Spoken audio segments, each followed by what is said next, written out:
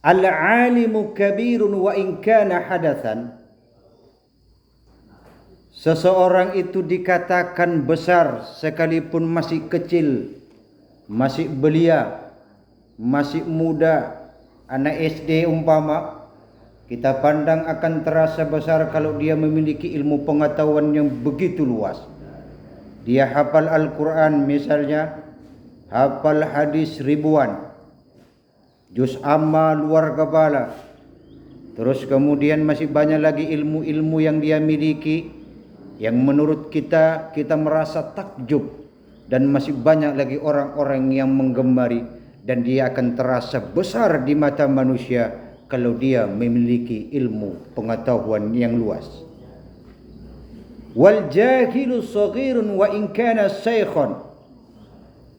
Orang tua sekalipun umurnya ratusan, kalau dia tidak memiliki ilmu pengetahuan tentang kehidupan dunia, apalagi pengetahuan tentang agama, akan kelihatan kecil di mata manusia karena dia tidak memiliki ilmu pengetahuan dunia dan ilmu pengetahuan akhirat. Ta'allam falaisal mar'u yuladu aliman. Maka belajarlah. Kenapa belajar?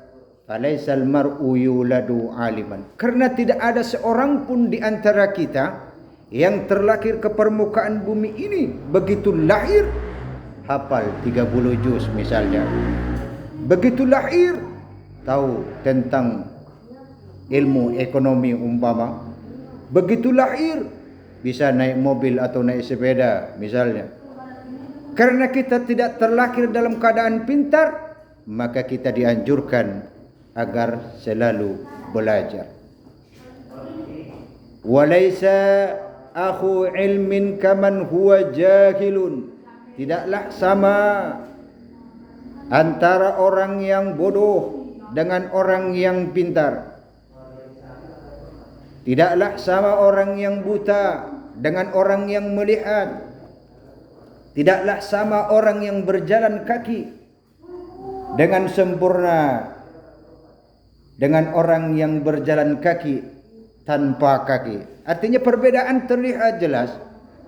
Kata Allah di dalam Al-Quranul Karim, yarfa'illahu alladhina amanu minkum walladhina utul ilma darajat. Allah angkat derajat orang-orang yang beriman. Siapapun di antara kita beriman kepada Allah, Allah angkat, Allah muliakan. Dibandingkan orang-orang yang beriman tapi imannya salah. Contoh, orang Nasrani beriman kepada Tuhan tapi Tuhannya Yesus misalnya. Itu salah. Ilmu darajat dan orang-orang yang menuntut ilmu Allah angkat. Sebab kenapa? Ini enggak pandang bulu. Kalau ini masalah ilmu Allah enggak pandang bulu. Baik dia itu orang Nasrani, baik itu orang Yahudi, baik itu beragama Kangguzu, baik itu dia bermata sipit, berhidung mancung pesek, hitam legam. Kalau dia berilmu, Allah angkat derajatnya. Tidak pandang dari mana dan siapa, apa agamanya, apa profesinya. Kalau dia berilmu, Allah angkat derajatnya. Allah bandingkan dengan orang-orang yang tidak berilmu. Wa inna kabirul qaum la ilma indahu saghirun idza iltafat alaihi jahafilu. Sesungguhnya apabila orang-orang pembesar, orang-orang yang mulia, orang-orang yang alim berkumpul di suatu majlis, tapi ada di antara mereka itu tidak memiliki ilmu, maka dia kelihatan kecil di dalam pertemuan atau di dalam majlis tersebut. Maka oleh karenanya ta'allum, kita dianjurkan belajar. Sebab kenapa? Falaisal mar'u yuladu aliman. Tidak ada di antara kita ini terlahir dia melalui perut rahim seorang ibu yang terus kemudian pintar dan pandai. Sekalipun mak kita doktorandus umpama, mak kita ahli falsafah misalnya, mak kita ahli di dalam ekonomi keuangan, baik dia itu menteri, baik itu dia gubernur emaknya, pokoknya ahli di bidang ahli. Lantas kita terlahir dari seorang rahim ibu-ibu yang memang profesional, kita tetap terlahir dalam keadaan bodoh, nangis, ngapakan neno saja pun kita minta di kencing aja kita belum lurus, perlu lagi di belajar. Jadi inti daripada mahfuzat ini anjuran, al-hatsu 'ala ta'allum ini anjuran, ya, dorongan untuk selalu belajar ini. Inti di sini menurut saya pribadi adalah ta'allum falaisar mar'u yuladu aliman. Belajarlah, kata ulama ini, karena tidak ada di antara kita yang lahir ke permukaan bumi ini lahir dalam keadaan pintar. Sekalipun Nabi Isa alaihissalam ketika lahir, langsung bisa ngobrol, cuman nggak sepintar bisa langsung ndak, tapi dia itu proses. Allah yang membimbingnya, Allah yang mengarahkannya, seperti itu.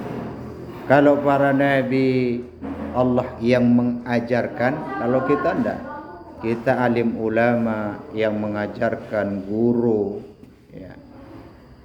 Jadi belajar. Walaysa aku ilmin kaman huwa jahilun, karena ketika kita sudah pandai maka kita bisa memperbandingkan antara kita dengan dirinya. Nah, seperti itu. Lebih enak mana sih ketika kita naik sepeda daripada orang yang tidak naik sepeda? Lebih enak orang naik sepeda lebih cepat, orang naik kereta lebih cepat daripada orang jalan kaki. Itulah perbandingannya.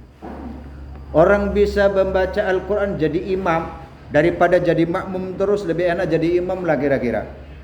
Begitu nanti ada hajatan, monggo mas, monggo bang, monggo dek, jadi pembawa acara. Artinya lebih dihargai, dihormati, lebih dipakai daripada cuma sami'na wa ata'na. Cuma dengar aja ngikut jadi makmum.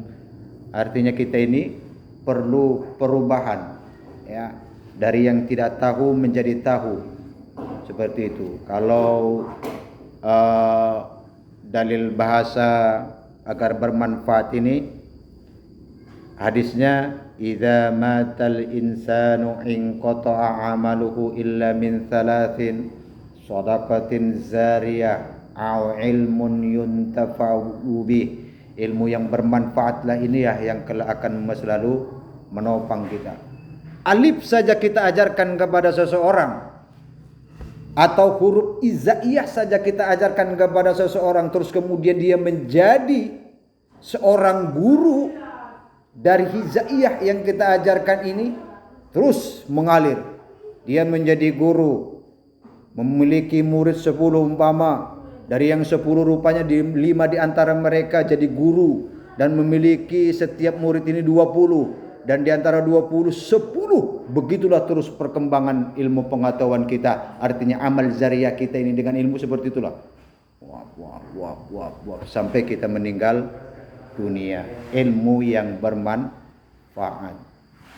Ya betul. Jadi umpamanya Gilang punya anak, ada ilmu pengetahuan Gilang yang mumpuni seperti itu. Oh, cuman saya bisa yang betul paham itu Al-Fatihah aja lah. Itu ajarkan kepada anak. Selama anak itu memakai Al-Fatihah si Gilang dari mulai makhrajal hurufnya atau ilmu tajwidnya yang benar, dia mulai dari belajar sholat sampai meninggal dunia, lagi pula terus kemudian diajarkan kepada anaknya, dan anaknya mengajarkan kepada cucunya, begitu seterusnya. Al-Fatihah Gilang tidak akan putus-putus nilai pahalanya. Seperti itu. Jadi belajar, ta'allum. Falaisal mar'u yuladu aliman wa laisa akhun ilmin kaman huwa jahilun. Ya. Oke, ada pertanyaan dari sini?